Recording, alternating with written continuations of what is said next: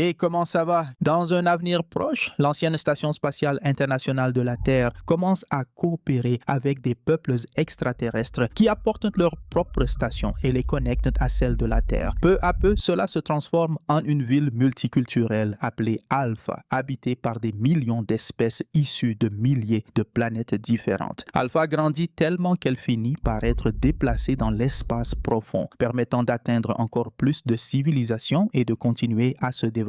Pour maintenir la paix entre une population aussi vaste, la Fédération humaine unifiée crée une division policière. 400 ans après la relocalisation d'Alpha, la planète Mule vit en paix, sans contact avec d'autres races, en pêchant des perles contenant d'énormes quantités d'énergie et en utilisant un animal spécial appelé convertisseur pour les reproduire, jusqu'au jour où des débris commencent à tomber du ciel, incluant plusieurs petits vaisseaux et un énorme engin spatial qui provoque une explosion, détruisant les êtres vivants de la planète. Les chefs de la tribu et une partie de la population parviennent à se réfugier dans un des vaisseaux, mais en fermant la porte et en cassant involontairement la poignée, ils laissent la princesse Lihemina à l'extérieur, alors que la planète s'effondre autour d'elle. Avant d'être touchée par l'explosion, Lihemina libère son âme dans une onde d'énergie, espérant transmettre son message. Cette onde atteint le major Valérien de la Fédération humaine unifiée, qui faisait une sieste sur une plage holographique à l'intérieur de son vaisseau. Il voyage avec sa partenaire, le sergent Laureline, pour qui il éprouve un intérêt, mais elle continue de rejeter ses avances, le considérant comme un séducteur incapable de s'engager sérieusement. Valérien demande à l'IA du vaisseau, Alex, de scanner son cerveau et elle confirme qu'il a reçu des ondes externes pouvant provenir du présent ou du passé et de n'importe quel endroit de l'univers. Le duo part alors pour la planète Cairien où ils reçoivent un message du ministre de la Défense les chargeant de récupérer le dernier convertisseur de son espèce et de le transporter jusqu'à Alpha pour une opération ultra secrète. Dès leur atterrissage et une fois vêtus pour se fondre parmi les touristes, ils retrouvent le Major Gibson et son équipe qui les aideront dans leur mission. Valérian devra s'infiltrer dans un marché virtuel et retrouver Laureline à un point de livraison pour effectuer le transfert. Avant de commencer, Valérian demande Laureline en mariage pour lui prouver qu'il n'a pas peur de l'engagement, mais elle ne le prend pas au sérieux et le repousse avec un simple baiser sur la joue. Le grand marché se trouve dans une autre dimension, donc pour y accéder, Valérian doit porter un casque et des gants spéciaux. À l'intérieur du marché, il enfreint les règles et pénètre dans une zone interdite aux humains pour retrouver le sergent Cooper, qui lui remet une paire de lunettes à échanger contre son casque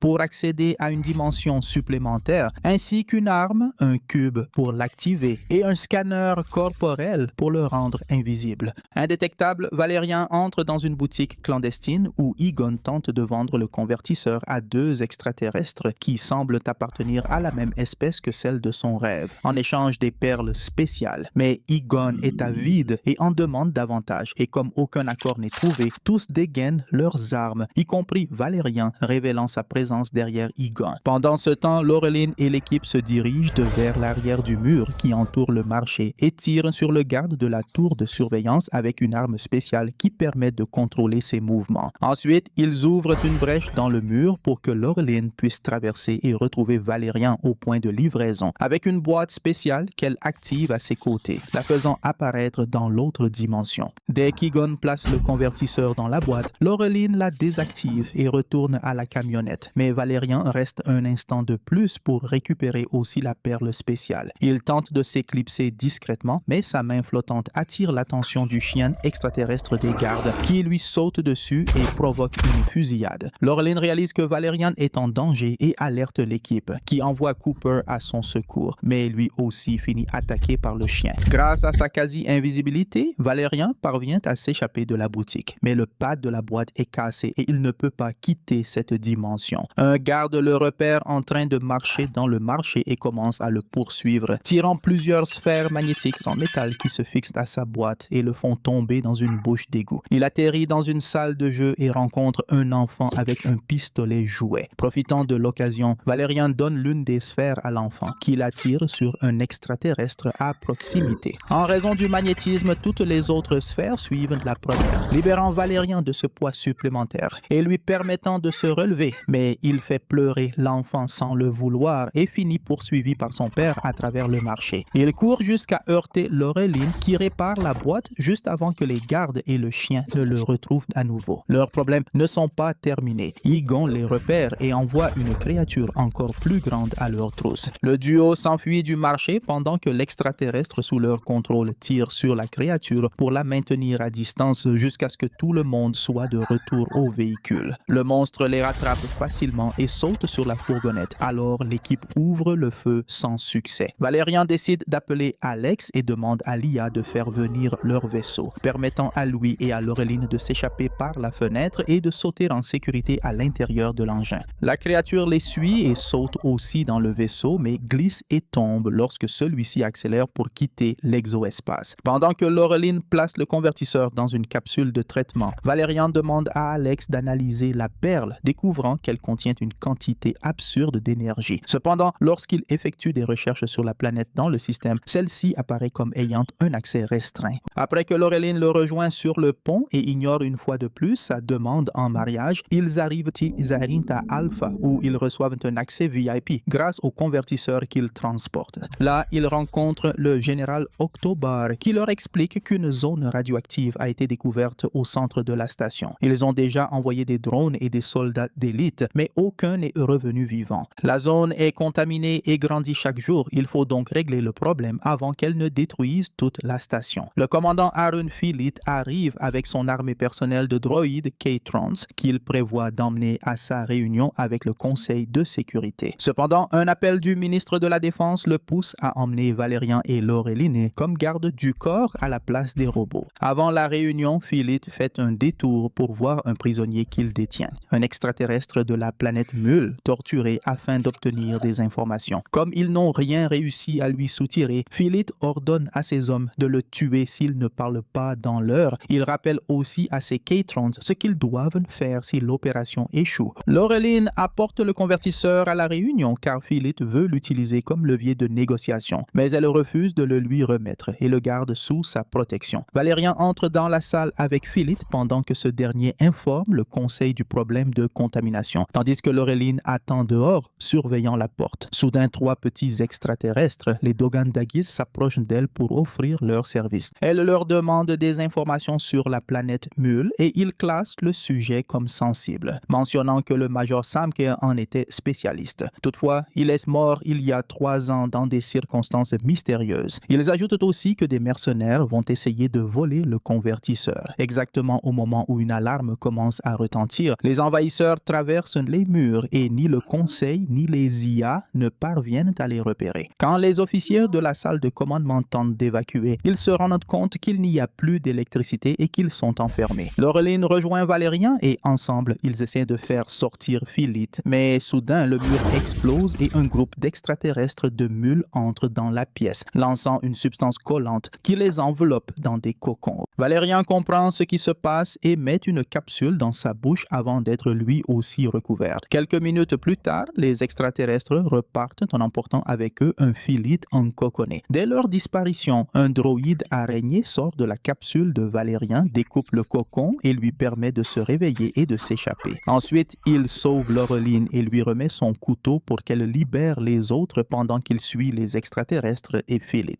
L'énergie revient dans la salle de commandement et Laureline suit Filit et ses ravisseurs sur l'écran, donnant des instructions à Valérian via le communicateur. Le seul moyen de les rattraper rapidement est de traverser un mur. Alors, Valérian utilise sa combinaison pour le défoncer et courir à travers des dizaines de zones environnementales différentes jusqu'à être récupéré par Alex à bord de son vaisseau. Mais les extraterrestres montent aussi à bord d'un vaisseau, lançant une poursuite à grande vitesse. Valérian ouvre le feu sur eux, mais le vaisseau ennemi se divise en centaines de petits engins. Il poursuit celui qu'il pense transporter Filit, mais son vaisseau est trop grand pour suivre à travers les passages étroits. Pour continuer la poursuite, il utilise un jet aérien et attache un grappin au vaisseau ennemi, se laissant traîner partout où il va. Malheureusement, il perd le contrôle et est emporté dans la zone morte et Laureline perd tout contact avec lui. Laureline veut aller le sauver, mais le général Barr l'en empêche et ordonne à ses hommes de la retenir. Avant d'être emmenée, elle parvient à se semer le doute dans son esprit. Pourquoi des extraterrestres d'une planète détruite sont-ils là et pourquoi ont-ils épargné les membres du conseil s'ils sont si dangereux? Elle en conclut que quelqu'un ment. Quand Laureline disparaît de sa vue, Barr consulte la base de données sur la planète Mule et découvre qu'il n'a même pas accès à ce niveau de classification. Sortant de la salle de commandement, Laureline fait semblant de coopérer avec les gardes et leur propose de l'attacher. Mais lorsqu'ils s'approchent, elle les met hors d'état de nuire. Ensuite, elle rejoint les Dogandagi et les convainc de la conduire à l'emplacement exact de Valérian. Tous les quatre vont voir Bob qui les emmène pêcher quelque chose de très spécial, une méduse corticale. Laureline entre dans le sous-marin de Bob qui l'emmène au fond de l'océan à la recherche de bromosaures, de gigantesques créatures portant des méduses sur le dos. Bob utilise les pinces spéciales du sous-marin pour retirer la méduse d'un bromosaure, mais un fort coup de traction est nécessaire, ce qui rend les créatures furieuses. 3 bromosaures commencent à les poursuivre dans l'eau, mais heureusement, le sous-marin est assez rapide pour leur échapper en empruntant un passage étroit. De retour sur la terre ferme, les Dogandagis expliquent à Laureline qu'elle doit placer la méduse sur sa tête afin qu'elle lui montre ce qu'elle cherche. Cependant, Laureline ne peut pas garder la méduse plus d'une minute, sinon elle commencera à se nourrir de sa mémoire. Suivant les instructions, Laureline dépasse ses limites et reste sous la méduse pendant 1 minute et 10 secondes, jusqu'à ce qu'elle voit enfin la localisation de Valérian. Un panneau indiquant L630 est désactivé. Les Dogandagis confirment qu'il s'agit du niveau 630 Est. Pendant que Laureline part sauver Valérian, les Dogandagis se rendent chez le général Barr pour lui vendre l'information sur l'extraterrestre que Philip détient prisonnier. Barr fait immédiatement arrêter tous les hommes impliqués dans l'interrogatoire et tente de venir en aide à l'extraterrestre de Mule. Mais ce dernier fait exploser son propre corps pour transmettre un message. Lorsque son assistant, le sergent Neza, analyse l'ADN de l'extraterrestre dans la base de données, il découvre que cette espèce n'est pas répertoriée, ce qui signifie qu'elle n'a jamais existé ou que quelqu'un a supprimé les données. Laureline atteint le niveau 630 Est et, après avoir marché prudemment dans une zone rocheuse, trouve Valérian inconscient au sol. Elle le réveille avec un médicament spécial et, après une dispute légère, elle se distrait en observant les papillons pendant que Valérian répare son vaisseau. Ce que Laureline ne sait pas, c'est que tous les papillons ne sont pas réels. Certains sont des pièges. Et en touchant l'un d'eux sans s'en rendre compte, elle est capturée par une tribu primitive, les Bulan-Bators de la planète Gohara, et emmenée dans une zone restreinte. Valérian touche délibérément un papillon pour être capturé lui aussi, mais en étant tiré, il tire sur son ravisseur et se cache derrière un mur pendant qu'il rétablit le contact avec Alex. Lia lui dit que le seul moyen d'entrer sans créer un incident diplomatique est de trouver un glamopode. Maintenant que Valérian a quitté la zone morte, la Fédération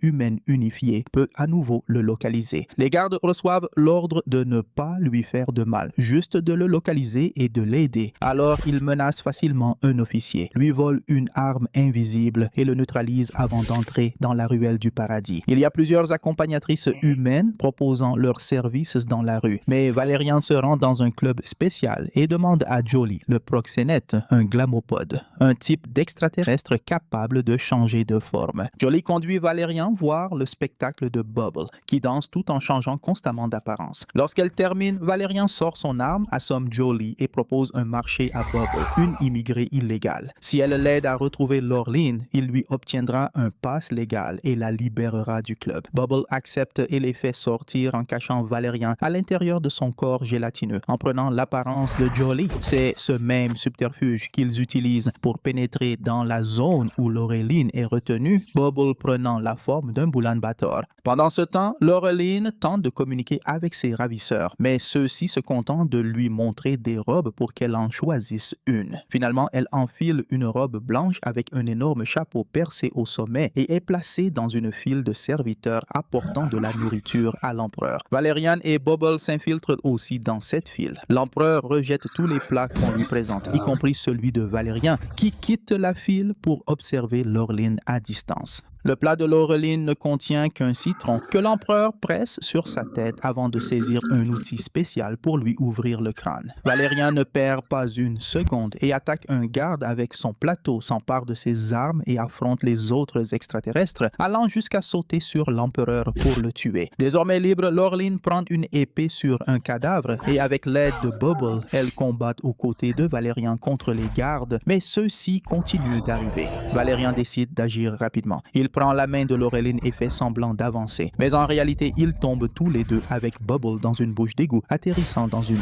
autre zone. Dans la salle de commandement, le général Barr parle au ministre de la Défense et exige l'accès aux fichiers confidentiels de Phillitt, qu'il obtient après quelques hésitations du ministre. Le dossier concernant la planète Mule affirme qu'elle a été détruite accidentellement lors d'une guerre et qu'elle n'était pas habitée, ce qui est manifestement faux. En tentant de découvrir qui a dirigé cette opération désastreuse, Barr tombe sur une nouvelle information classifiée. Autre chose qui commence à l'agacer, la présence constante des K-Trons programmés par Phillitt et que lui seul peut désactiver. Pendant ce temps, Valérian et Laureline atterrissent dans une immense benne à ordures et découvrent que Bubble a été blessé durant le combat. Les derniers mots de Bubble à Valérian sont une demande, qu'il prenne soin de Laureline juste avant que son corps ne se transforme en poussière. Le duo commence à marcher sans but, même si Valérien jure qu'il sait où il va, ou du moins à peu près. Il avoue que l'âme de la princesse, qui était en lui depuis le début, a été son guide. Ils finissent par entrer dans la zone morte, mais rien ne leur arrive. Le danger de contamination a toujours été un mensonge. Valérien est convaincu que Phillitt a toujours su ce qui se cachait réellement derrière le mur lumineux qu'ils trouvent, les survivants de Mule, qui les attendaient déjà. Les chefs leur racontent ce qui s'est passé ce jour-là, des années auparavant. Après la grande explosion, ils ont erré dans l'espace pendant longtemps, récupérant tout ce qu'ils pouvaient du vaisseau dans lequel ils s'étaient échappés et apprenant les sciences contenues dans sa base de données pour le réparer. Un jour, ils ont été découverts par des marchands de ferraille qui ont fini par vendre leur cargaison à la station Alpha. Depuis, ils sont restés cachés là, acquérant plus de connaissances et construisant un nouveau vaisseau qui leur permettrait de reconstruire leur foyer sur une nouvelle planète. Il ne leur manquait qu'un convertisseur et une perle, c'est pourquoi ils ont engagé Egon pour les voler, évitant ainsi que Phillitt ne les trouve. Mais Valérian et Laureline ont accidentellement fait échouer ce plan. Maintenant qu'ils connaissent la vérité, les extraterrestres font confiance à Valérian et Laureline pour faire ce qui est juste. Ils réveillent Phillitt qui ordonne aussitôt l'arrestation des mules, affirmant qu'ils mentent et que la planète n'était pas habitée quand la guerre a eu lieu. Mais personne ne le croit, surtout parce que Valérian et Laureline ont déjà compris. Phillitt était le commandant ce jour-là et a décidé de lancer les missiles sans se soucier des habitants présents. Ensuite, il ne lui restait plus qu'à effacer les preuves. C'est pourquoi il a tué le major Samke et inventé l'histoire de la zone contaminée quand les mules sont apparus sur Alpha. Phillitt abandonne et admet que c'est vrai, disant qu'il l'a fait pour éviter que les humains ne perdent leur crédibilité et leur influence sur Alpha. Pourtant, il ordonne encore à Valérian d'arrêter les chefs. Valérian, évidemment, refuse et lui donne un coup de poing avant de remettre la perle aux extraterrestres. Laureline veut leur donner le convertisseur aussi, mais Valérian proteste, disant que c'est une propriété du gouvernement. Cependant, il change d'avis quand Laureline lui dit que c'est justement pour cela qu'elle ne veut pas l'épouser, parce qu'il ne comprend pas ce qu'est l'amour. Pour le remercier de la laisser faire ce geste, Laureline l'embrasse enfin sur les lèvres. Pendant ce temps, les hommes du général Barr et les K-Trons arrivent de l'autre côté du mur lumineux et confirment qu'il n'y a aucune contamination avant de poser des explosifs. Entre-temps, le chef de mule alimente le convertisseur avec la perle, générant enfin l'énergie nécessaire pour activer le nouveau vaisseau qu'ils ont construit. Un hologramme de leur ancienne planète apparaît, simulant leur terre natale. Maintenant que la mission est terminée, la princesse peut enfin reposer en paix et les chefs retirent son âme du corps de Valérian. Lorsqu'ils découvrent que les soldats sont de l'autre côté du mur, un groupe le traverse et s'approche d'eux pacifiquement, prouvant qu'il ne représente aucune menace. Barr observe la scène et est encore plus convaincu de la vérité quand Valérian et Lorlan l'appellent pour lui raconter toute l'histoire. Mais pour annuler l'attaque, il a encore besoin de la confirmation de Phillitt. Le duo le traîne jusqu'à l'entrée et tente de le faire parler. Mais à la place, il donne l'ordre d'anéantissement et les K-Trons obéissent immédiatement. Les droïdes commencent à tuer aussi bien les personnes près du mur que celles dans la salle de commandement où Barr ordonne à Neza de stopper le compte à rebours. Pendant que Laureline continue de frapper échapper Philith et que Valérian traverse le mur pour tirer sur les Catrons, Neza profite d'un moment de distraction pour ouvrir un panneau de contrôle, tentant de tout désactiver directement à la source. Il réussit à arrêter les bombes une seconde avant l'explosion et le peuple de Mule quitte Alpha avec succès à bord de leur nouveau vaisseau stellaire. Lorsque certains soldats survivants retrouvent Philith suspendu au bord du trou laissé par les Mules, le général Barr ordonne son arrestation pour crime de guerre. Valérian et Lorline parviennent eux aussi à s'échapper en utilisant le vaisseau de service avec lequel les Mules étaient arrivés à Alpha. En attendant d'être secourus, Valérian demande une nouvelle fois Lorline en mariage et cette fois, elle lui répond par un peut-être avant de l'embrasser. Ainsi se termine Valérian et la Cité des 1000 planètes, film de science-fiction et de fantasy sorti en 2017. Et je vous attends dans la prochaine vidéo.